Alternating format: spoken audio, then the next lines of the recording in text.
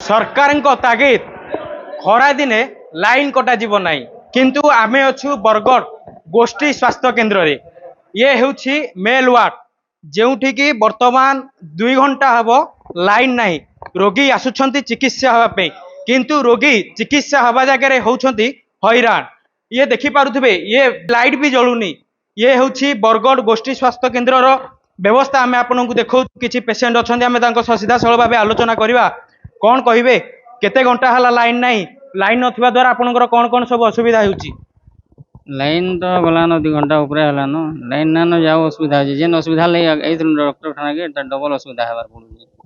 गोटे पटे सरकार कहउछंती जे ओडिसा रे खरा दिने लाइन कटिबोनी किंतु सबुठु बड़ कथा मेडिकल ले लाइन नहीं। सरकार सेति बेसी ध्यान देबार कथा जेन जगानु डॉक्टर ताकर काम करबे सिने नर्स ताकर काम करबे लाइन ने थिले पेशेंट तो तकलीफ पाउछन ना। सरकार बहुत ध्यान देबार कथा एनु एंडा न कि छुआनु नै बुढ़ा तक सबे पेशेंट अछन सबे अलगा अलगा ताकर बेमार माने अछि से हिसाब एडमिट हेजन।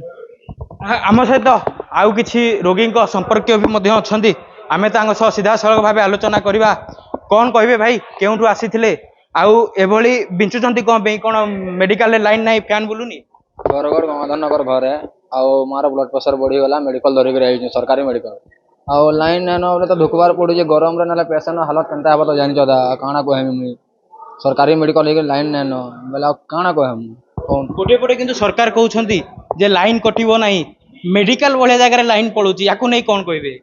हेटा तो मुई सरकारी मेडिकल जदी लाइन नै बोले कोन कहबी मु ताको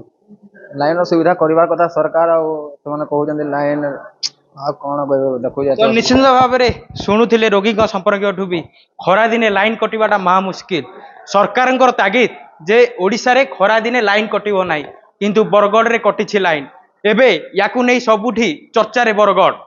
केबे हेबो एक्शन काहे की कटिछि लाइन तदारक करा जिवो आ या ऊपर को माने अछंती काहे की लाइन कटिछि कोन डीजीबी खराब अछि कोन याकू नै केबे चलिबो तदंत। बरगढ़ रु आदित्य नारायण रिपोर्ट ओडिसा भास्कर।